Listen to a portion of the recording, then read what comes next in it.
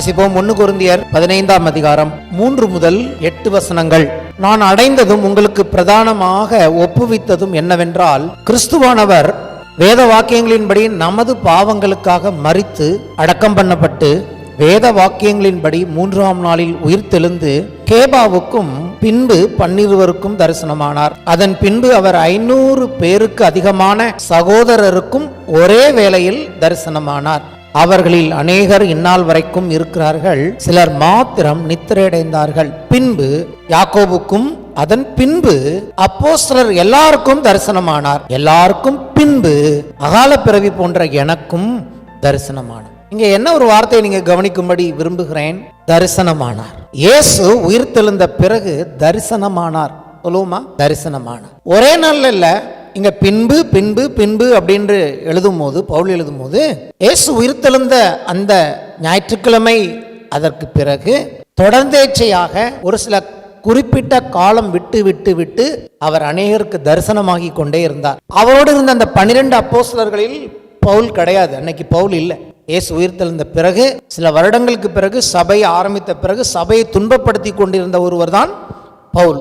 ஆனா அதுக்கு பிறகு பாத்தீங்கன்னா பவுல் தனக்கு தரிசனமானதையும் அங்கே எழுதுகிறார். அல்லேலூயா. அவர் உயிர்த்தெழுந்து தரிசனமான அந்த காரியம் அது வெறும் ஒரு குறிப்பிட்ட நாளில் நடந்த ஒரு காரியமாக அது காணப்படவில்லை. ஒரே ஒரு முறை இயேசு மரித்து ஒரே ஒரு முறை அவர் உயிர்த்தெழுந்தாலும், அவர் உயிர்த்தெழுந்து பரமேறி போன பிறகும் கூட இங்கே நாம் காண்கிறோம் ஒரு சிலருக்கு அவர் தரிசனமானார்.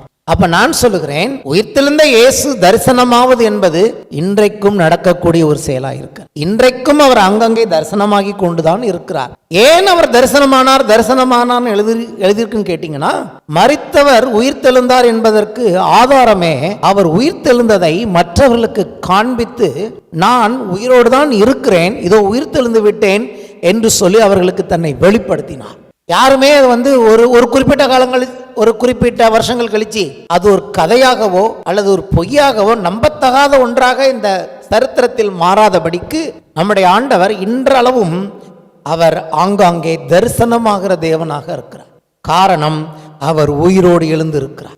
உயிரோடு எழுந்திருக்கிறபடினால் நான் உயிர்த்தெழுந்து விட்டேன் என்பதை தன்னுடைய மக்களுக்கு, தன்னுடைய சீசர்களுக்கு ஒவ்வொரு காலகட்டத்திலும் காண்பிக்கும்படியாக அவர் தரிசனமான தேவன். ஆமென். இரண்டாவது இன்னொரு பகுதியை பார்க்க போகிறோம். இது இயேசு உயிர்த்தெழுந்த அன்றைக்கு நடந்த காரியம். இப்ப நான் வாசித்தது இயேசு உயிர்த்தெழுந்து ஒரு சில வருடங்களுக்கு பிறகு, சபை ஸ்தாபிக்கப்பட்ட பிறகு, பரிசுத்த ஆவியானவர் வந்த பிறகு, அப்போஸ்தலனாகிய பவுல் இயேசுவை சந்தித்த பிறகு அவர் எழுதின ஒரு காரியத்தை நம்ம வாசித்தோம். நான் அன்னைக்கு நடந்த ஒரு காரியத்தை நான் வாசிக்க விரும்புகிறேன். யோவான் 20ஆம் அதிகாரம் 1ஆம் வசனம். வாரத்தின் முதல் நாள் காலையில், அதாவது ஞாயிற்றுக்கிழமையில் அதிக இருட்டோடே, பொழுது விடியல, மகதலேனா மரியாள் கல்லறை இடத்திற்கு வந்து கல்லறை அடைத்திருந்த கல் எடுத்து போட்டு இருக்க கண்டாள். 1ஆம் வசனத்துக்கு அப்புறம் நேராக 15ஆம் வசனம் போயிடுங்க. அதுக்கப்புறம் அவங்க தேடுறா, தூதர்களை பார்க்குறா, அழுது கொண்டு இருக்கிறாள். எப்படியோ அங்கதான் இருக்கா. அதிகாலையில் இருட்டோட வந்தாலும் கூட அதுக்கு பிறகு அங்கே இயேசுவின் சரீரத்தை காணவில்லை என்று சீசர்களிடத்துல போய் சொல்றா. அவங்களும் விசிட் பண்ணிட்டு போயிடுறாங்க. ஆனா அந்த பெண் அங்கே இருக்கிறாள். அப்படி இருக்கும்போது அழுகிறாள் அவள். 15ஆம் வசனத்தில் பார்க்கிறோம் நம்ம. இயேசு அவளை பார்த்து, ஸ்திரீயே ஏன் அழுகிறாய், யாரை தேடுகிறாய் என்றார். எவ்வளவு அழகா கேட்கிறார் பாருங்க. ஏன் அழுகிறாய், நீ ஏன் அழுதுகிட்டு இருக்க, யாரம்மா தேடுற அப்படி என்று கேட்கிறார். அவள் அவரை தோட்டக்காரர் என்று எண்ணி, ஐயா நீர் அவரை எடுத்துக்கொண்டு போனதுண்டானால் அவரை வைத்த இடத்தை எனக்கு சொல்லும் என்று அங்கே அவள் சொல்லுகிறாள். இயேசு அவளை நோக்கி மரியாளே என்றார். அவள் திரும்பி பார்த்து ரபூனி என்றால் அதற்கு போதகரே என்று அர்த்தமாம். அதே உயிர்த்தெழுந்த அன்றைக்கு நடந்த ஒரு சம்பவம். இது ஒரு பெண்ணை பற்றிய சம்பவம். இந்த 2 சம்பவங்களுக்கும் உள்ள ஒரு வித்தியாசத்தை நான் காண்பிக்க விரும்புகிறேன். முதல்ல அந்த பெண்ணுடைய வாழ்க்கை கொஞ்சம் நான் உங்களுக்கு சொல்ல விரும்புகிறேன். அவள் அவரை தேடினாள். உயிரோடு இருந்த அந்த நாட்களில் மட்டும் இயேசுவை தேடவில்லை, அவர் மரித்த பிறகும் அவள் தேடினாள். அவருக்கு கனம் கொடுக்கும்படி, அவருக்கு மரியாதை கொடுக்கும்படி அவள் தேடி வந்தாள். ஏன்னு கேட்டீங்கன்னா, நீங்க வேதத்தில் வாசிச்சு பார்த்தீங்கன்னா அவளுக்கு தனிப்பட்ட ஒரு அன்பு இருந்தது, ஒரு நேசம் இருந்தது. அதுக்கு காரணம் என்னன்னு கேட்டீங்கன்னா, 7 அசுத்த ஆவிகளை இயேசு அவளிடத்திலிருந்து துரத்தி இருந்தார். ஒரு ஆவி அல்ல, 7 ஈவில் ஸ்பிரிட்ஸ். 7 அசுத்த ஆவிகளை இயேசு இந்த மகதலேனா மரியாளை விட்டு துரத்தினார் என்று சொல்லி பார்க்கிறோம். நமக்கு அது புரியல. அந்த 7 அசுத்தாவி இருந்ததுன்னா ஒரு பெண்ணோட வாழ்க்கை எப்படி இருந்திருக்கும்னு. ஒரு அசுத்தாவியே கஷ்டம், 7 அசுத்தாவிகள் அவள் வாழ்க்கையில் இருந்ததுன்னா அவள் எவ்வளவு பயம் உள்ளவளாக, எவ்வளவு அந்த டார்ச்சர் பண்ணப்பட்டவளாக, தன்னுடைய கண்ட்ரோலில் இல்லாதவளாக. அசுத்தாவிகள் ஒரு மனுஷனுக்குள்ள இருக்கும்போது அதனுடைய அனுபவத்தை நான் சொல்றேன். அவங்களுடைய கட்டுப்பாட்டுக்குள்ள அவங்க இருக்க மாட்டாங்க. அந்த ஆவிகள் அவர்களை கட்டுப்படுத்தும், அந்த ஆவிகள் அவர்களை பயமுறுத்தும். அவ்வளோ ஒரு வேதனையான வாழ்க்கையை அனுபவித்த அவளுடைய வாழ்க்கையில உங்களுக்கு எப்படி தெரியும் என்ன கேட்டிங்கன்னா, எனக்கு அந்த அனுபவம் உண்டு. ஆண்டவர் எனக்கு சுகம் கொடுத்தது மட்டுமல்ல, ஒரு காலத்தில் நான் வாலிபனாக இருந்த பொழுது என்னை ஒரு அசுத்த ஆவி பிடித்த அனுபவம் எனக்கு உண்டு. அந்த அசுத்த ஆவினா அது எப்போதுமே என் கூட இருக்கிற மாதிரி எனக்கு தெரியாது. நான் நினையாத வேலையில், நான் எதிர்பார்க்காத வேலையில், சில வேலையில் நான் விளையாடிக்கிட்டு இருப்பேன். பயப்படக்கூடிய சூழ்நிலை கூட அங்கே இருக்காது. நான் விளையாடிக்கிட்டு இருப்பேன். திடீரென்று ஒரு பயம் வரும். அந்த பயம் என்னை ஒரு அழுத்தும். அதை என்னால் என்ன பண்ண முடியாது, தாங்க முடியாத ஒரு வேதனையாக இருக்கும். நான் அப்போது தேடுகிற ஒரே நிவாரணம்னா எங்கள் அம்மா. நான் போய் எங்கள் அம்மா மடியில் சொல்லவே மாட்டேன், அவங்களுக்கு தெரியாது என்னென்னு. நான் பாட்டுக்கு போய் என்ன பண்ணுவேன், ஏற்கனவே நான் அந்த பயந்திருக்கேன்னு தெரியும், ஆனால் நான் போய் அமைதியாக எங்கள் அம்மா மடியில் படுத்துடுவேன். கொஞ்சம் நேரம் கழித்து எனக்கு ரிலீஃப் கிடைக்கும். அது சில வருஷங்கள் நான் அப்படி அந்த அனுபவத்தை நான் அனுபவிச்சிருக்கேன். ஆனால் அதன் பிறகு அது என்னை விட்டு போய்விட்டது. ஹல்லேலூயா. அப்போது இந்த 7 அசுத்த ஆவிகள் இருந்திருக்குன்னு சொன்னால் எல்லாருக்குமே தலைவலியும் பல்வலியும் தனக்கு அதான் தெரியும்னு சொல்லுவாங்க. வியாதி ஆகட்டும், ஒரு அசுத்தாவின் பிரச்சனையாகட்டும், இயேசு கொடுக்கிற விடுதலையினால் அவளுக்கு அவர் மேலே ஒரு அன்பு, இயேசு கொடுத்த விடுதலையினால் அவர் மேல் அவருக்கு அவரை நேசித்தாள். எந்த அளவுக்கு நேசிக்கிறான்னா, அவளுடைய சரீரம் அங்கே காணவில்லை என்று சொன்னபோது அதை குறித்து அவள் அழுகிறாள், தேடுகிறாள். இப்போ நான் என்ன இந்த இடத்துல சொல்ல வரேன்னு கேட்டிங்கன்னா, தரிசனமானார்னு நிறைய காரியங்களை வாசித்தேன். இவளுக்கு அவர் தரிசனமாகவில்லை, அவர் அங்கேதான் இருந்தார், தன்னை வெளிப்படுத்தினார். 2 விதமாக இயேசு இந்த காலவெளியிலே தன்னை மக்களுக்கு காண்பிக்கிறவராக இருக்கிறார். ஒன்று தரிசனமாகலாம், அல்லது அவர்கள் தன்னை நேசிப்பதன் நிமித்தம் அவர்களுக்கு தன் பக்கத்திலே இருக்கிறார் என்பதை வெளிப்படுத்தலாம். ஒரு ஆள் போல அவருக்கு தெரிகிறது. அவரை ஒரு தோட்டக்காரர் என்று எண்ணுகிறார். ஏன்னா அவளுக்கு இன்னும் புரியல, கர்த்தர் இன்னும் அவளுக்கு கண்ணை திறக்கல. ஒரு நபராக இயேசு அவளுக்கு காணப்படுகிறார், ஒரு தோட்டக்காரராக அவளுக்கு காணப்பட்டார். எனக்கு எப்படி இயேசு காணப்பட்டார், அந்த ஃபாரஸ்ட் டிபார்ட்மெண்ட்ல இருப்பாங்க இல்லையா, ஃபாரஸ்ட் ஆபீசர், அவருக்கு ஒரு ட்ரெஸ் இருக்கும், அவருக்கு ஒரு ரிவால்வர் எல்லாம் கொடுத்துருப்பாங்க, ஃபாரஸ்ட் ஆபீசர் இல்லையா. இயேசு எனக்கு தன்னை ஒரு ஃபாரஸ்ட் ஆபீசர் போல வெளிப்படுத்தினார். இங்கே மகதலேனா மரியாளுக்கு எப்படி இயேசு தன்னை வெளிப்படுத்துகிறார், அவளுக்கு ஒரு தோட்டக்காரர் போல தெரிகிறது. தோட்டக்காரர் என்று எண்ணி பேசி கொண்டிருக்கிறாள். ஆனா பேசிக்கிட்டு இருந்தது யாரு நிஜமாக, இயேசுவோடு. ஹல்லேலூயா. இன்னைக்கு கூட ஒரு வேளை நமக்கு இயேசு தான் யாரையே வெளிப்படுத்தாம நம்ம கூட பேசிட்டு இருக்கலாம். பயணத்துல போறோம், சில மக்களோடு நான் பேசுகிறோம், யாருக்கு தெரியும், நம்ம கண்ணை ஆண்டவர் திறக்காம யாரோ ஒருவர் போல கூட ஆண்டவர் நம்மோட என்ன பண்ணியிருக்கலாம், பேசியிருக்கலாம். நமக்கு தெரியாது எத்தனை முறை நம்மோட ஆண்டவர் பேசியிருப்பார் என்று நமக்கு தெரியாது. ஒரு நாள் வரும்போது தான் நமக்கு ஆண்டவர் சொல்லுவார், அன்னைக்கு இந்த இடத்துல ஒரு மனுஷனை சந்திச்சியே, அது நான் தான்ப்பா அப்படின்னு சொல்லக்கூடிய கிருபைகள் உண்டு. ஏன்னா இங்க நான் என்னத்தை பார்க்கிறேன், அங்கே அவருடைய சீசர்களுக்கு, எல்லா அப்போஸ்தலர்களுக்கும் தரிசனமான இயேசு இங்கே தரிசனமாகவில்லை, அவளுடைய பக்கத்திலே இருக்கிறார். அவளுக்கு கண்ணை திறந்த பொழுது இயேசு தன்னை அவளுக்கு வெளிப்படுத்தினார். இன்னும் சொல்ல போனா முதலாக அவரை சந்தித்த பாக்கியத்தை அந்த பெண் பெற்றுக்கொண்டார். இந்த காலையில் நான் உங்களை பார்த்து ஒரு கேள்வி கேட்கிறேன், உயிர்த்தெழுந்த இயேசு உங்களுக்கு தரிசனமாக வேண்டும் என்று விரும்புகிறீர்களா, அல்லது உங்கள் பக்கத்திலே இருக்கிற அவர் உங்கள் கண்களை திறந்து தன்னை வெளிப்படுத்த வேண்டும் என்று விரும்புகிறீர்களா? நான் அவர் தன்னை எனக்கு வெளிப்படுத்த வேண்டும் என்று விரும்புகிறேன். இயேசுவோடு வாழ்கிற வாழ்க்கை, இயேசுவோடு இருக்கிற உறவு என்பது அவர் தன்னை நமக்கு வெளிப்படுத்துகிற அவருடைய கிருபையினால் உண்டாகிறதாக இருக்கு. 2 சம்பவங்களையும் பார்க்கும்போது அதுக்காக தரிசனமானது ஒரு நல்ல காரியம் இல்லை, மேலானதுன்னு சொல்ல மாட்டேன். ஏன் தரிசனமாகிறார், ஏன் ஆண்டவர் அவர்களுக்கு தரிசனமானார்? ஏற்கனவே நம்ம பார்க்கிறோம், முதலில் தேவன் தரிசனமானார் என்கிற சம்பவம் எங்க இருக்கு வேதத்தில் பார்த்தீங்கன்னா, ஆதியாகமத்தில் ஆண்டவர் ஆபிரகாமுக்கு தரிசனமானார். ஆமென். ஆதியாகமம் 17ஆம் அதிகாரம் 1 முதல் 2 வசனங்களில் பார்க்கும்போது, ஆபிரகாம் 99 வயதான போது கர்த்தர் ஆபிரகாமுக்கு தரிசனமாகி, ஏற்கனவே ஆண்டவனை சந்திச்சிருக்கிறாரு, ஆனா இதை போல தரிசனமாகல. வார்த்தையின் மூலமாய் வெளிப்படுத்தினார். ஏதோ ஒரு விதத்தில் தன்னை வெளிப்படுத்தின கர்த்தர் இங்க பாத்தீங்கன்னா 17ஆம் அதிகாரத்தில் எழுதியிருக்கிறது, 99 வயதான போது கர்த்தர் ஆபிரகாமுக்கு தரிசனமாகி, நான் சர்வ வல்லமையுள்ள தேவன். ஏன் தரிசனமானார்? தான் யார் என்பதை வெளிப்படுத்தும்படியாக. ஆமென். நான் சர்வ வல்லமையுள்ள தேவன், நீ எனக்கு முன்பதாக நடந்து கொண்டு உத்தமனாயிரு, நான் உனக்கும் எனக்கும் நடுவாக என் உடன்படிக்கை ஏற்படுத்தி உன்னை மிகவும் திரளாய் பெருக பண்ணுவேன் என்றார். ஆபிரகாமுக்கு தரிசனமானார். என்ன காரணம்? ஆபிரகாமை குறித்து ஒரு நோக்கம் தேவன் வைத்திருந்தார். அப்ப யாருக்கு தரிசனமாகிறார் என்று சொன்னால், யாருடைய வாழ்க்கையில் தேவனுக்கு ஒரு நோக்கம் இருக்கிறதோ அவர்களுக்கு அவர் தரிசனமாகிற தேவனாக. ஈசாக்குக்கு தரிசனமானார், யாக்கோபுக்கு தரிசனமானார். ஈசாக்கு யாக்கோபுக்கெல்லாம் தரிசனமானதுக்கு காரணம் என்னன்னா, ஆபிரகாமுக்கு அவர் சொன்னதை நிறைவேற்றும்படியாதான் இவர்களுக்கு தரிசனமானார். இவங்களுக்கு ஸ்பெஷலா தனியா ஆண்டவர் தரிசனமாகவில்லை. நான் சொல்லுகிறேன், ஆபிரகாமுக்கு எந்த நோக்கத்தினால் தேவன் தரிசனமானாரோ அதே நோக்கத்தோடு கூட இன்றைக்கும் உங்களுக்கும் எனக்கும் தரிசனமாக அவர் உண்மையுள்ளவர். காரணம், நோக்கம், தன்னுடைய நோக்கத்தை யார் மேல் வைத்திருக்கிறாரோ அவர்களுக்கு தேவன் தரிசனமாகிறவராக. யாத்ராகமத்தில் பார்க்கிறோம், மோசேக்கு அவர் தரிசனமானார் என்று எழுதியிருக்கிறது. யாத்ராகம் 3ஆம் அதிகாரம் 1 முதல் 2 வசனங்களை வாசிக்கும் போது, மோசே மீதியான் தேசத்து ஆசாரியனாயிருந்த தன் மாமனாகிய எத்திரோவின் ஆடுகளை மேய்த்து வந்தான். அவன் ஆடுகளை வனாந்தரத்தின் பின்புறத்திலே ஓட்டி தேவ பர்வதமாகிய ஓரேப் மட்டும் வந்தான். அங்கே கர்த்தருடைய தூதனானவர் ஒரு முட்செடி நடுவிலிருந்து உண்டான அக்னி ஜுவாலையிலே நின்று அவனுக்கு தரிசனமானார். அப்பொழுது அவன் உற்று பார்த்தான், முட்செடி அக்னியால் ஜுவாலித்து எரிந்தும் அது வெந்து போகாமல் இருந்தது. பின்னும் அவர், நான் என்ன பாருங்க, ஏன் மோசேட்ட தரிசனம் ஆகிறாருங்க அங்கே எழுதியிருக்கு பாருங்க.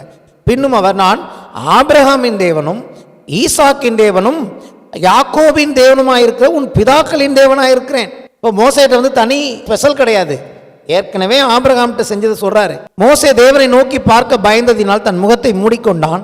நீ இஸ்ரேல் புத்திரராகிய என் ஜனத்தை எகிப்திலிருந்து அழைத்து வரும்படி உன்னை பார்வோனிடத்திற்கு அனுப்புவேன் வா என்றார். அப்ப என்னத்துக்கு அங்க தரிசனம் ஆகிறார்னா, ஆபிரகாம் ஈசாக்கு யாக்கோபுக்கு கொடுத்த அந்த சத்தியத்தை காப்பாற்றும்படி எகிப்தில் இருக்கிற ஜனங்களை நீ வெளியே கொண்டு வரணும், அதற்காக வா என்று சொல்லி மோசேக்கு தரிசனமானார். அப்ப போறவங்க அவங்களுக்கெல்லாம் தரிசனமாகிற தேவன் இல்லை, அவருக்கு அவருடைய சித்தத்தையும் நோக்கத்தையும் யார் நிறைவேற்றுவார்கள் என்று அறிந்திருக்கிறார்களோ அவர்களுக்கு அவர் தரிசனமாகிற கர்த்தர். தரிசனத்தை பெற்றுக்கொள்வது முக்கியமல்ல, அந்த பெற்ற தரிசனத்தை நிறைவேற்ற வேண்டும். ஆமென். நிறைவேற்றுகிறவர்களை கர்த்தர் இந்த கால்வெளியில் பார்த்து கொண்டிருக்கிறார். இந்த கடைசி நாட்களில் யார் தன்னுடைய தரிசனத்தை நிறைவேற்றுவார்கள் என்று சொல்லி கர்த்தருடைய கண்கள் நம்மை நோக்கி காத்து கொண்டிருக்கிறது. சபையில் இருக்கிறோம், தேவனுடைய பிள்ளைகள் என்று பெயர் பெற்றிருக்கிறோம். ஆனால் எத்தனை பேருக்கு இது போல மகதலேனா மரியாளுக்கு தன்னை வெளிப்படுத்தினது போல தேவன் தன்னை வெளிப்படுத்த வேண்டும்? மற்ற அப்போஸ்தலர்களுக்கும் நம்முடைய முற்பிதாக்களுக்கும் மோசேக்கும் கர்த்தர் தரிசனமானது போல எந்த நாளிலும் கர்த்தர் எனக்கு தரிசனமாக வேண்டும் என்ற ஆசை உங்களுக்குள் எத்தனை பேருக்கு இருக்கிறது? உயிர்த்தெழுதல் என்பது உயிர்த்தெழுந்த ஆண்டவரை குறித்து ஈஸ்டர் என்று சொல்லி கொண்டாடிவிட்டு பிரியாணி சாப்பிட்றது மட்டுமே அந்த உயிர்த்தெழுந்த பண்டிகை நோக்கம் அல்ல. இங்கே வேதத்தில் எழுதப்பட்டிருக்கிற வசனங்களின்படி, இந்த சத்தியத்தின்படி தரிசனமாகுதலை குறித்து ஆண்டவர் உங்களுக்கு இந்த காலவளை இந்த செய்தியை கேட்கிற ஒவ்வொரு தேவனுடைய பிள்ளைகளுக்கும் ஒரு காரியத்தை இந்த நாளில், இந்த 2026 சொல்ல விரும்புகிறார். நீங்கள் இன்றைக்கு ஈஸ்டர் கொண்டாடிவிட்டு அப்படியே போக போகிறீர்களா, அல்லது தேவன் தன்னை உங்களுக்கு வெளிப்படுத்த வேண்டும், தேவன் உங்களுக்கு தரிசனமாக வேண்டும், தேவன் தன்னுடைய நோக்கத்தை வாழ்க்கையில் நிறைவேற்ற நான் ஒரு பாத்திரமாக இருக்க வேண்டும் என்று விரும்புகிறீர்களா? அப்படிப்பட்ட பாத்திரங்களை தேவன் இந்த கால்வெளி தேடுகிறார். திரளா இயேசுவை பின்தொடர்ந்து வந்தார்கள். தேவன் எல்லாருக்கும் தரிசனமாகவில்லை. எழுதியிருக்கிறது யார் யாருக்கு தரிசனமானார், அவங்க அத்தனை பேரும் அவருடைய நோக்கத்தை நிறைவேற்றி போய்விட்டார்கள். உயிர்த்தெழுந்து முதல்ல யாருக்கு தரிசனமானார்னு சொல்ல பேதுருவை பற்றி சொல்லுகிறது. கேபாவுக்கும் எப்படி எழுதியிருக்காங்க, கேபாவுக்கும் அப்புறம் தனியா, கேபாங்கிறது தனியா குறிக்கப்பட்டிருக்கிறது. கேபாவுக்கும் பின்பு 12 தரிசனமானார். ஏன் 12 பேருக்கும் தரிசனமானார்னு அப்படி எழுத வேண்டியது என்ன? ஏன் கேபா ஸ்பெஷல்? அடுத்து பாருங்க, யாக்கோபுக்கும் பின்பு அப்போஸ்தலருக்கெல்லாம் தரிசனமானார். யாக்கோபு, இந்த யாக்கோபு யாருன்னு கேட்டீங்கன்னா, இவர் இயேசுடைய சகோதரனான யாக்கோபு. இயேசுவின் சீசன் யாக்கோபு இல்லை. இவர் பின்னாட்களில் இயேசு உயிர்த்தெழுந்த பிறகு இயேசுவை ஏற்றுக்கொண்டு நமக்கு யாக்கோபு நிருபம் எழுதியிருக்கிறார் இல்லையா, அந்த யாக்கோபுக்கும் அதன் பின்பு அப்போஸ்தலர், அன்னைக்கு இருந்த எல்லா அப்போஸ்தலருக்கும் தரிசனமானார். எல்லாருக்கும் பின்பு அகால பிறவி போன்ற எனக்கு தரிசனமானார் என்று பவுல் எழுதுகிறார். யாருக்கெல்லாம் இயேசு தரிசனமானாரோ அவர்களுக்கு ஒரு யூனிக் காலிங், விசேஷமான அழைப்பை இந்த இடத்துல பார்க்கிறேன். இந்த 3 பேருடைய மரணத்தை பார்த்தீங்கன்னா 3 பேருமே ஒரு தனிப்பட்ட இரத்த சாட்சியாக இவர்கள் மரித்தார்கள். வரலாறு சொல்லுகிறது, அவர் இயேசுவை போல சிலுவையிலே தலைகீழாக அறையப்பட்டார். அதற்கு பிறகு யாக்கோபை பார்க்கும்போது இந்த யாக்கோபை நெட்டில் தேடி பார்த்தேன், இவர் எப்படி மரித்தார் சொன்னால், அந்த தேவாலயத்தின் மேலே அந்த இருக்கும் இல்லையா, அந்த மேலேருந்து அவரை தள்ளிவிட்டு கொன்றார்கள் என்று வரலாறு சொல்லுது. பவுலை பார்க்கும்போது பவுல் சிரச்சேதம் செய்யப்பட்டார், தலை வெட்டப்பட்டு மரித்தார். இவர்களுடைய முடிவு இயேசுவுக்கு தெரியுமா?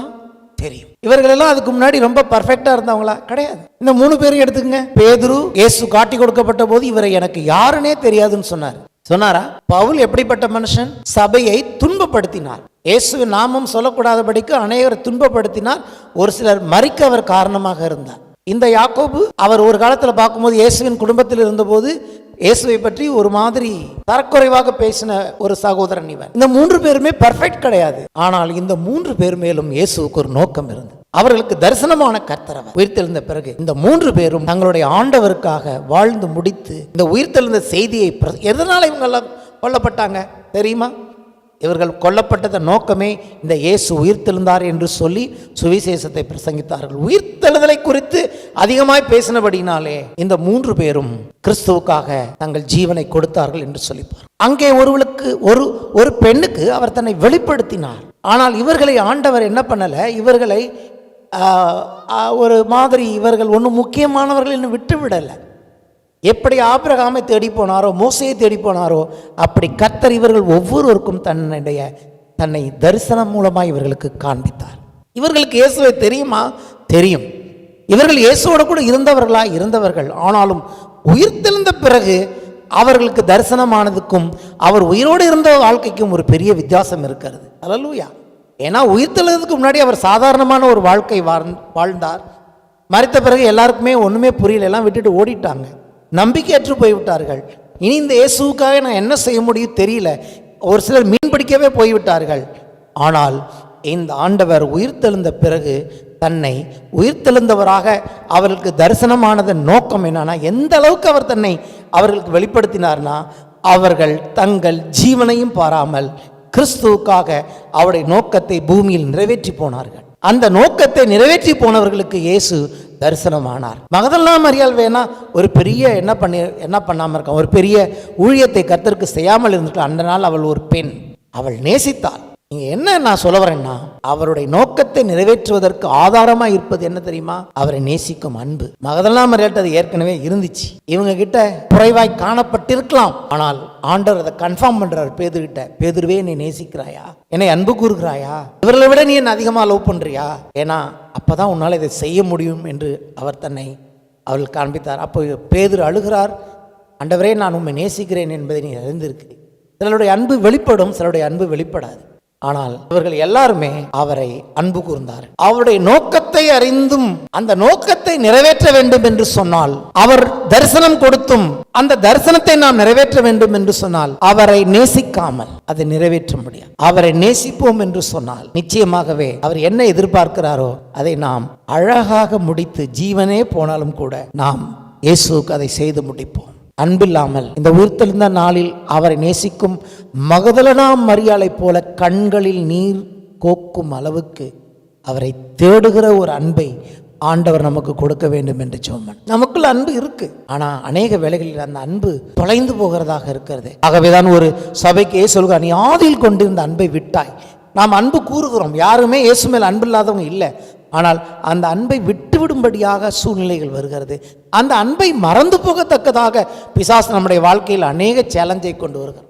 ஆகவே தான் ஆண்டவர் அப்படி சொல்லுகிறார், நீ ஆதியில் கொண்டிருந்த அன்பை விட்டாய் என்று உன் பேரில் எனக்கு குறை உண்டு. வேற ஒன்றும் குறையில்லைங்கிறார். நீ அப்படி பண்ண, நீ இப்படி பண்ண, அதெல்லாம் ஆண்டவர் குறைய சொல்ல. என்ன குறை சொல்றாரு தெரியுமா? என் மேல வச்சிருந்தியே ஃபர்ஸ்ட்ல ஒரு அன்பு, அது இப்ப இல்லை, எங்க போச்சு, அதை சரி பண்ணிக்கும். இந்த உயிர்த்தெழுந்த நாளில் ஆண்டவர் சொல்கிறார், என்னோடு உனக்கு இருந்த உறவு, அன்பு, ஐக்கியத்தை நீ புதுப்பித்துக்கொள், அப்பொழுது நீ என்னுடைய நோக்கத்தை நிறைவேற்றுவாய். இதை எப்படி பவுல் எழுதுறாரு பாருங்க. 1 கொரிந்தியர் 11:23. நீங்க இதை வாசிக்கும் போதே கவனிச்சிருக்கணும். நான் உங்களுக்கு ஒப்புவித்ததை கர்த்தரிடத்தில் பெற்றுக்கொண்டேன், என்னவெனில் கர்த்தராகிய இயேசு தாம் காட்டி கொடுக்கப்பட்ட என்ற ராத்திரி அப்பத்தை எடுத்து, இது தெரியுமா? இது எதுக்கு நம்ம சொல்றோம்? கம்யூனியனுக்கு. இப்ப 1 கொரிந்தியர் 15:3 வாசிப்போம். நான் அடைந்ததும் உங்களுக்கு பிரதானமாக ஒப்புவித்ததும் என்னவென்றால், உயிர்த்தெழுதலை பத்தி எப்படி சொல்றாரு? நான் அடைந்ததும் உங்களுக்கு பிரதானமாக ஒப்புவித்ததும் என்னவென்றால். அப்ப எப்படி இதை உயிர்த்தெழுந்த செய்தியை சொல்றாருன்னா, எப்படி கம்யூனியனுக்கு சொல்றாரு பாருங்க. நான் உங்களுக்கு ஒப்புவித்ததை, இன்னைக்கு நான் உங்களுக்கு என்ன கம்யூனியன் கொடுக்கிறேனோ இதை யாரிடத்தில் பெற்றுக்கொண்டேனா? யாரோ சொல்லி கொடுத்தாங்க, எனக்கு முன்னால் இருந்த அப்போஸ்தலர்கள் எனக்கு சொல்லி கொடுத்தாங்கன்னு சொல்லல, கர்த்தரிடத்தில் பெற்றுக்கொண்டேன். அப்படின்னா என்ன அர்த்தம்? இயேசுவிடத்தில் இதை பெற்றுக்கொண்டேன், நான் அவர்கிட்ட என்னத்தை பெற்றுக்கொண்டோன்னா இதை உங்களுக்கு கொடுக்குறேங்கிறாரு. அதை போலவே இங்கே எழுதுகிறார், நான் அடைந்ததும் உங்களுக்கு பிரதானமாக ஒப்புவித்ததும் என்னவென்றால், இயேசு இப்படியெல்லாம் தரிசனமானார், இயேசு உயிர்த்தெழுந்தார். அப்போ உயிர்த்தெழுதலின் செய்தி என்பது எவ்வளவு முக்கியம்னு கேட்டிங்கன்னா, அது இயேசுவிடத்திலிருந்து பெற்றுக்கொண்ட செய்தியை மற்றவர்களுக்கு ஹேண்ட் ஓவர் பண்ணுகிறதாக இருக்கிறது. ஆமென். இது ஒரு தலைமுறையோடு நின்று போன செய்தி அல்ல. 2000 வருஷமாக சபையிலே இதை எப்படி கம்யூனியன் அனுசரிக்கிறோமோ அப்படி நாம் இதை மற்றவர்களுக்கு, சபைக்கு வருகிறவர்களுக்கு ஒப்பு கொடுக்க வேண்டிய, ஹேண்ட் ஓவர் பண்ண வேண்டிய பொறுப்பின் செய்தியாக இதை நான் பார்க்கிறேன். கம்யூனியன் எப்படி தவறாமல் அனுசரிக்கப்படுகிறதோ அப்படி இயேசு கிறிஸ்துவின் வருகையை பற்றி, உயிர்த்தெழுதலை பற்றி சபையிலே தவறாமல் போதிக்க வேண்டும் என்று அப்படிப்பட்ட ஒரு வசனமாக, அப்படிப்பட்ட ஒரு அமைப்பாக இந்த வசனத்தை நான் பார்க்கிறேன். கொரிந்தியர் சபைக்கு பவுல் அப்படி எழுதுகிறார். எப்படி கம்யூனியனை நான் இயேசுவிடத்திலிருந்து பெற்றுக்கொண்டேனோ அப்படி இந்த உயிர்த்தெழுந்த செய்தியை நான் கர்த்தரிடத்திலிருந்து பெற்றுக்கொண்டேன். தரிசனமானது மட்டுமல்ல, எனக்கு அவர் தரிசனமானது மட்டுமல்ல, இதை குறித்த முக்கியத்துவத்தை நான் பெற்றுக்கொண்டேன் என்று சொல்லி அங்கே அவர் எழுதுகிறதை பார்க்கிறோம். அல்லேலூயா. என்னன்னு கேட்டீங்கன்னா, என்னத்தை ஹேண்ட் ஓவர் பண்றாராம்? என்னத்தை ஹேண்ட் ஓவர் பண்ணணும் சர்ச்சுக்கு? எப்படி சொல்லணும்னா, அங்க எழுதியிருக்கிறது எப்படி அந்த செய்தி. கிறிஸ்துவானவர் ஏதோ எதாச்சியா பிறந்துட்டாரு, எதாச்சியா பிறந்ததுனால மறிச்சாரு, அவர் கொஞ்சம் நல்ல காரியங்கள்லாம் செஞ்சாரு, அதை பார்த்து பிடிக்காதவங்க பொறாமையினால அவரை கொலை செஞ்சிட்டாங்க, அப்படி சொல்லல. இது ஹிஸ்டாரிக்கலா ஏதோ நடந்த ஒரு ஈவெண்ட். எப்படி உலகத்தில் பல சம்பவங்கள் நடந்திருக்கிறதோ, பலருடைய மரணத்தை பற்றி எழுதியிருக்கிறதோ, பல மன்னர்கள் வந்தார்கள், அவர்கள் ஆண்டார்கள், அவர்கள் இப்படி பண்ணினார்கள், அவர்கள் மரித்தார்கள் என்று எழுதி, அப்படிப்பட்ட ஒரு கதை இல்லை இது. இயேசு வந்தார், மரித்தார், உயிர்த்தெழுந்தார் என்பது மற்ற கதைகளோடு ஒப்பிடத்தக்க கதை அல்ல. இது என்ன மாதிரி ஒரு சம்பவம் நாங்கள் எழுதுகிறார்.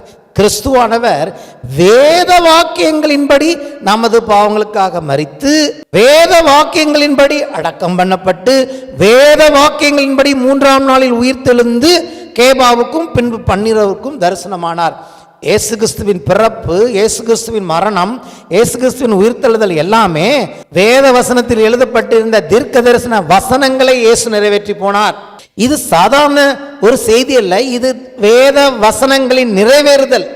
அப்ப நான் சபைக்கு என்னத்தை ஒப்பு கொடுக்கணும்? இயேசுவின் இந்த உயிர்த்தெழுதல் என்பது, இயேசு எப்படி வேத வாக்கியங்களை நிறைவேற்றினார், ஏன் இயேசு வேத வாக்கியங்களை நிறைவேற்றினார், இதை கேட்கிற உங்களுக்காகவும் எனக்காகவும் இயேசு வேத வாக்கியத்தை நிறைவேற்றினார். பாவ மன்னிப்பும் மனம் திரும்புதலும் உலகமெங்கும் பிரசங்கிக்கப்படும்படியாக, எல்லாருக்கும் ரட்சிப்பை ஆண்டவர் கொடுக்கும்படியாக, இந்த வேத வாக்கியத்தை நிறைவேற்றும்படியாக என் இயேசு உயிர்த்தெழுந்தார்.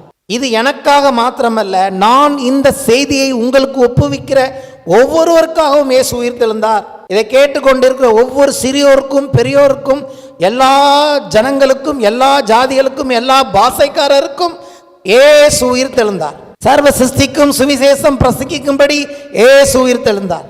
சபையானது மற்றவர்களுக்கு ஹேண்ட் ஓவர் பண்ணுகிற ஒரு காரியமாக இதை இயேசு விட்டு போயிருக்கிறார். நீங்கள் எல்லாருக்கும் இதை பிரசங்கிங்கள். You hand over this message. சபைக்கு வருகிற விசுவாசிகளுக்கு இதை ஒப்புவிக்க வேண்டும்.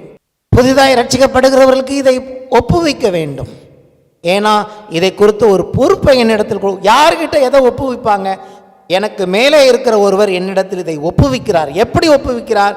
நான் உண்மையுள்ளவன், இதை மற்றவர்களுக்கு ஒப்புவிப்பேன் என்று நம்பி என்னிடத்தில் ஒப்புவிக்கிறார். நானும் இதை உங்களுக்கு ஒப்புவிக்கிறேன். பவுல் சொல்கிறார், கர்த்தராகிய இயேசு கிறிஸ்து என்னை உண்மையுள்ளவன் என்று எண்ணி இந்த ஊழியத்தை எனக்கு ஒப்புவித்தார், என்னிடத்தில் ஹேண்ட் ஓவர் பண்ணினார். சபையும் ஊழியமும் தேவன் தெரிந்து கொண்ட ஒரு மனுஷனிடத்தில் அவன் உண்மையுள்ளவன் என்று எண்ணி ஆண்டவர் இதை ஒப்புக் கொடுக்கிறார். மற்றவர்கள் அவனை குறித்து என்ன விதமாக யோசிக்கிறார்கள் என்பதை இயேசு யோசிப்பதில்லை. பேதுருவை குறித்து அன்னைக்கு அநேகமாக யோசித்திருக்கலாம். பவுலை குறித்து அன்னைக்கு அநேகம் யோசித்திருக்கலாம். யாக்கோபை குறித்து அநேகர் யோசித்திருக்கலாம். அவர்களுடைய யோசனையின்படி அல்ல, அவர்களை உண்மையுள்ளவர்கள் என்று கண்ட தேவன் அதை அவர்களிடத்தில் ஒப்புவித்தார். அல்லேலூயா. இப்படி ஒப்புவிக்கப்பட்ட இந்த உண்மையுள்ள ஊழியத்திற்கு கர்த்தர் உண்மையுள்ளவர்களை எதிர்பார்க்கிறார். உள்ளத்தையும் உள்ளிந்திரியங்களையும் ஆராய்ந்தறிகிற ஒரு தேவன் இதை ஒப்புவிக்கிற ஊழியமாக இருக்கிறது. இந்த உயிர்த்தெழுதலின் செய்தி ஒரு சாதாரண வருஷத்துக்கு ஒரு முறை பாரம்பரியமாக ஈஸ்டர் கொண்டாடும்படி புது உடைகள் உடுத்துங்கள், நல்லா சாப்பிடுங்க, அது மட்டும் போதாது. அதை தாண்டி இது ஒரு ஆழமான ஒரு சீரியஸான மெசேஜாக இருக்கிறது. This message is being handed over to you people. You have the responsibility to hand over to someone in your life. உங்கள் வாழ்க்கையின் ஓட்டத்தை ஓடி முடிப்பதற்கு முன்பதாக நீங்கள் ஒரு சிலருக்கு இதை ஒப்புவிக்கும்படி கர்த்தர் இந்த காலவில் உங்களுக்கு அழைப்பு கொடுக்கிறார். ஏனென்றால் அவர் உங்களை அறிந்திருக்கிறார். உங்களில் இந்த செய்தியை கேட்டுக்கொண்டிருக்க உங்களில் ஒரு சிலரை என் ஆண்டவர் இந்த செய்தி மூலமாக நீ உண்மையுள்ளவன் என்று ஆண்டவர் உன்னை அழைக்கிறார். நீ உண்மையுள்ள மகள் என்று கர்த்தர் உன்னை அழைக்கிறார். நீ உண்மையுள்ள மகன், நீ உண்மையுள்ள மகள், உன்னை எண்ணி உன்னை உண்மையுள்ளவன் என்று எண்ணி ஆண்டவர் இந்த செய்தியை உனக்கு இந்த காலவில் கொடுக்கிறார். நீ உன்னை அப்படி பார்க்காமல் இருக்கலாம், அல்லது மற்றவர்கள் உன்னை பற்றி அப்படி பார்க்காமல் இருக்கலாம். வானம் பூமி சிருஷ்டித்த இயேசு சொல்லுகிறார், என் பார்வையில் நீ உண்மையுள்ளவன், என் பார்வையில் நீ உண்மையுள்ளவள், நீ என் பார்வையில் விலையேற பெற்றவன், நீ என்னுடைய பார்வையில் விலையேற பெற்றவன். நீ என்னை நேசிக்கிறாயா? என்னை நேசிக்கிற உன்னிடத்தில் நான் இதை ஒப்புக் கொடுக்க. ஒரு ஐஸ்வர்யவான் தான் மரிப்பதற்கு முன்பதாக தன்னுடைய சொத்துக்களை எல்லாம் குடும்பம் இருக்கும் என்று சொன்னால் அதில் உண்மையுள்ள தன் பிள்ளைகளிடத்தில் ஒப்பு கொடுத்து போவான். காரணம் என்ன? நான் மரிக்கப் போகிறேன், நான் மரித்த பிறகு நான் சம்பாதித்த இந்த சொத்துக்களை வீணாக்கி விடாமல் உண்மையாய் அதை நிர்வகிக்கக்கூடிய எனக்கு ஒரு குமாரனோ ஒரு குமாரத்தியோ வேண்டும் என்று.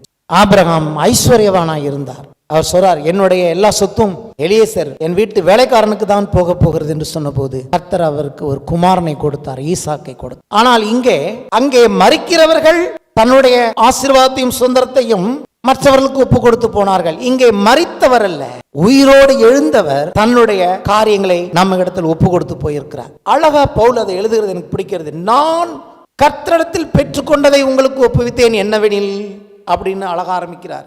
அவருக்கு என்ன ஞானம் இருந்தது? நான் யாரிடத்திலிருந்து பெற்றுக்கொண்டேனோ அதை சபையாக உங்களுக்கு ஒப்பு கொடுக்கிறேன். எப்படி அந்த ராபோஜனம் கம்யூனியன் கர்த்தருடைய பந்தியை நான் கர்த்தரிடத்திலிருந்து பெற்றுக்கொண்டேனோ அப்படி இந்த தரிசனமாகுதலையும் உயிர்த்தெழுதலின் செய்தியும் நான் கர்த்தரிடத்திலிருந்து பெற்றுக்கொண்டேன் உங்களுக்கு ஒப்புவிக்கிறேன். மரிக்கிறவர்கள் தங்களுடைய அந்த பொறுப்பையும் அல்ல அலுவலகத்தில் முக்கியமான பொறுப்புகளில் இருக்கிறவர்கள், எப்படி மேலதிகாரிகள் ஹை ரேங்க்ல இருக்கிறவங்க ஒரு சிலரை உண்மையுள்ளவர்களாய் ஒரு முறை பார்த்து விட்டால் போதும், அவங்களுக்கு அவங்க மேல ஒரு நம்பிக்கை வந்துடும். இந்த மனுஷகிட்ட இதை கொடுத்தோம்னா அந்த வேலையை அவர்கள் முடித்து விடுவார்கள், அவர்கள் பொய் சொல்ல மாட்டார்கள், அவர்கள் சொன்ன சொல்லை காப்பாற்றுவார்கள் அப்படின்னு தெரிஞ்சிட்டுனா எங்க இருந்தாலும் நம்மளை தேடுவாங்க. எங்க அந்த மனுஷன் எங்கே, அவரிடத்தில் இதை சொல்லுங்கள், அவர் சரியாய் செய்கிறவர்.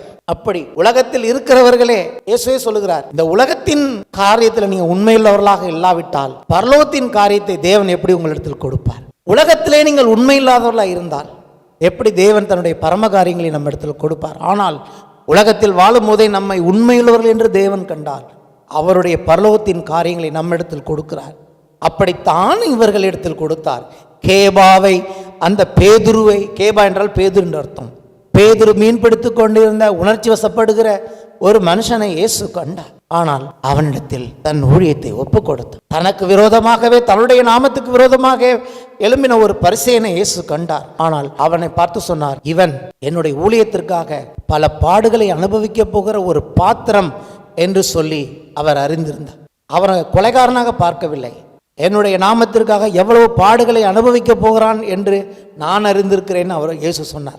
ஒரு நாளில் அவரை பற்றி ஒரு விதமாக பேசினாலும் கூட இந்த சகோதரன் ஒரு நாள் ஒரு அப்போஸ்தலனாக தன்னுடைய ஊழியத்தை நிறைவேற்றுவான் என்பதை அறிந்திருந்தார். இன்றைக்கு இயேசு உங்களையும் என்னையும் அப்படி அறிந்திருக்கிறார். நமக்கே தெரியாத நம்ம கேரக்டர்ஸ், மற்றவங்களுக்கு தெரியாத நம்முடைய கேரக்டர்ஸ், ஆனால் என் ஆண்டவருக்கு தெரிகிறது இவன் உண்மையுள், இவள் உண்மையுள்ளவன். அவர்களுடைய அளவின்படி, அவர்களுடைய ஸ்டாண்டர்டின் படி அல்ல, அவர் தன்னுடைய கிருபையின்படி இந்த ஊழியத்தை நமக்கு கொடுத்திருக்கிறார். அவர் தன்னுடைய கிருபையின்படி நமக்கு இந்த அழைப்பை கொடுத்திருக்கிறார். அவர் தம்முடைய கிருபையின்படி இந்த செய்தியை நமக்கு கொடுத்திருக்கிறார். அவருக்கு தெரியும் என்ன பண்ணாலும் அவன் எனக்கு உண்மையுள்ளவனா இருப்பான். கொஞ்சம் இன்னைக்கு அப்படி இருக்கான், ஆனால் ஒரு நாள் பேதுரு அப்படித்தான் இருந்தார். ஹல்லேலூயா. ஆனால் கர்த்தர் அவரை பிரதான அப்போஸ்தலனாக கண்டு. இன்றைக்கு ஆண்டவர் எத்தனை பேரை அப்படி காண்கிறார் என்று அவருக்கு தெரியும்.